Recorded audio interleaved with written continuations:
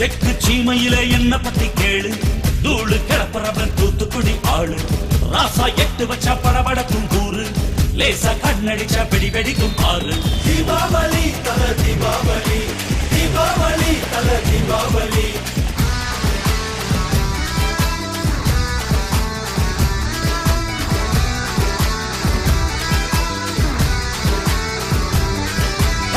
தெற்கு சீமையில என்ன பத்தி கேளு, தூளு கிளப்புறவன் தூத்துக்குடி ஆளு.